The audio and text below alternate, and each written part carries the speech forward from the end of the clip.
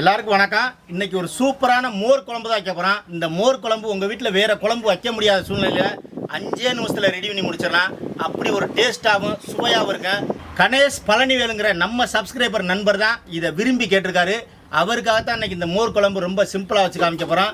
டேஸ்ட்டுக்கு கொஞ்சம் கூட குறைவு இருக்காது. இந்த மோர் குழம்பு எப்படி வைக்கிறன்றதை வாங்க பார்க்கலாம். இன்றைக்கி நம்ம 1/2 லிட்டர் தயிர் எடுத்துருக்கோம். இந்த தயிரை வந்து நல்லா மத்து வச்சு கடைஞ்சிக்கிறேன்னா, தயிரை கெட்டி இல்லாமல் நல்லா கரைஞ்சி எடுத்துக்கிறேன்னா, உங்கள் வீட்டில் மிக்ஸி இருந்தால் அந்த மிக்சியில் ஊற்றி கூட நீங்கள் ஒரு அடி அடிச்சுக்கிறலாம். நம்மளுக்கு தேவை கட்டி இருக்கக்கூடாது தயிரில்.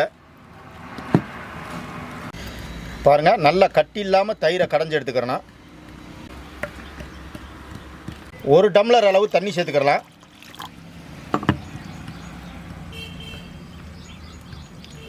ரொம்ப தண்ணியாக இருந்துடக்கூடாது, ரொம்ப கெட்டியாகவும் இருந்துடக்கூடாது மோர் குழம்பு. பாருங்கள், மத்தில் வந்து ரொம்ப கெட்டியாக நிற்காத அளவுக்கு அப்படி கடைஞ்சி எடுத்துக்கிறேன்னா, இன்னும் 1 டம்ளர் தண்ணி சேர்த்துக்கிறலாம்.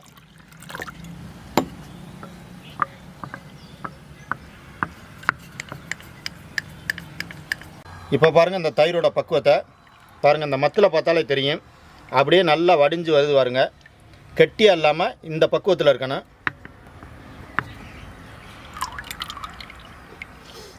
மோர் குழம்பு செய்கிறதுக்கு மண் சட்டி வச்சுக்கிடுவோம். மோர் குழம்புக்கு எண்ணெய் அதிகம் ஊற்றக்கூடாது. ஒரு 2 குழிக்கரண்டி எண்ணெய் ஊற்றினா போதும். எண்ணெய் சூடாயிடுச்சு. தாளிப்பு கடுகு பருப்பு சேர்த்துக்கலாம். கடுகு நல்லா பொரிஞ்சிருச்சு. ஒரு 4லேருந்து 5 நம்பர் காஞ்ச மிளகா சேர்த்துக்கலாம். அப்படியே லைட்டாக கிண்டி விட்டுக்குருவோம். ஒரு 3 கொத்து கருவேப்பிலை சேர்த்துக்கிடுவோம்.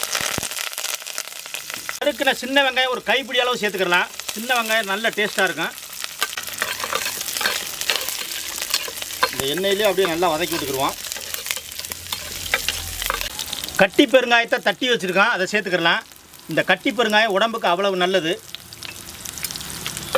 இந்த பெருங்காயம் மோர் குழம்புல சேர்க்கும்போது நல்ல வாசனையாக வரும். ஒரு பிஞ்சளவு மஞ்சத்தூள் சேர்த்துக்கலாம். ரொம்ப மஞ்சத்தூள் சேர்த்துற வேணாம். அப்படியே நல்லா கலந்து விட்டுக்குருவோம். இந்த வெங்காயம் பச்சை வாசனை போக அப்படியே வதங்கினா போதும்.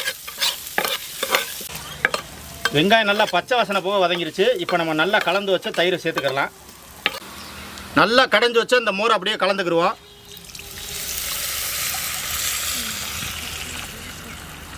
தேவையான அளவு உப்பு சேர்த்துக்கலாம்.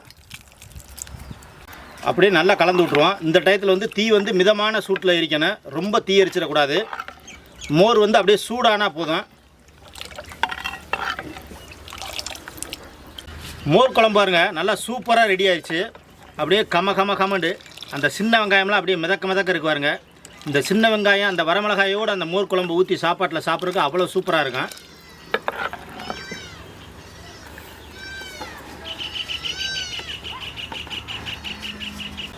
அப்படியே இந்த மோர் குழம்பை அப்படியே எடுத்து சாப்பாட்டில் ஊற்றிக்கிடுவோம். அடடா, வாசனை சும்மா கமன்னு சூப்பராக இருக்குது. மோர் குழம்பு அப்படியே சாப்பிட்டு பார்க்கலாம். பாருங்கள், இந்த சின்ன வெங்காயம் கருவேப்பிலை எல்லாத்தோடையும் அப்படியே பிணைஞ்சு, அடடா வாசனை சூப்பராக இருக்குது.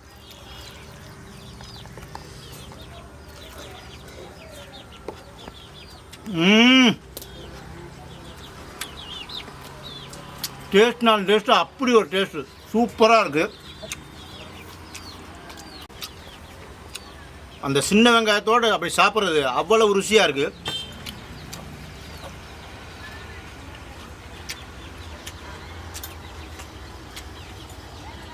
எந்த ஒரு வெஞ்சனமும் தேவையில்லை. அதில் கிடக்கிற வரமிளகாய் எடுத்து அப்படி வச்சு சாப்பிட்டாலே அவ்வளவு சூப்பராக இருக்குது.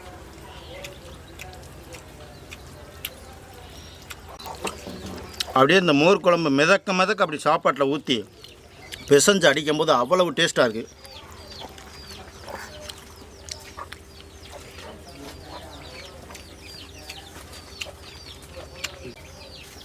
இன்றைக்கி இந்த மோர் குழம்பை கணேசன் பழனிவேலுங்கிற நம்ம சப்ஸ்கிரைபர் விரும்பி கேட்டதுனால தான் இன்றைக்கி இந்த மோர் குழம்பு வச்சு நான் சாப்பிட்றேன். சூப்பர் டேஸ்ட்டாக இருக்குது. இதே மாதிரி வச்சு நீங்களும் உங்கள் வீட்டில் சாப்பிட்டு பாருங்கள். டேஸ்ட்டுக்கு குறையே சொல்ல வேணாம்.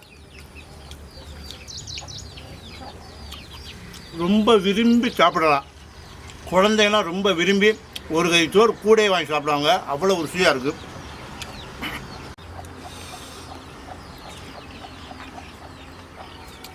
இன்றைக்கி வச்ச மோர் குழம்பு அருமையான டேஸ்ட்டு. நம்ம வில்லேஜ் ஸ்டார் குக்கிங் சேனலை எல்லோரும் சப்போர்ட் பண்ணுங்கள், சப்ஸ்கிரைப் பண்ணி லைக் பண்ணி ஷேர் பண்ணுங்கள், கமெண்ட் பண்ணுங்கள். அடுத்த வீடியோவில் பார்க்கலாம். மோர் குழம்பு அருமை. கணேசன் பழனிவேலுக்கு இந்த நேரத்தில் நான் நன்றியை சொல்லிக்கிறேன். அவருக்கு ரொம்ப நன்றி. எல்லாருக்கும் நன்றி.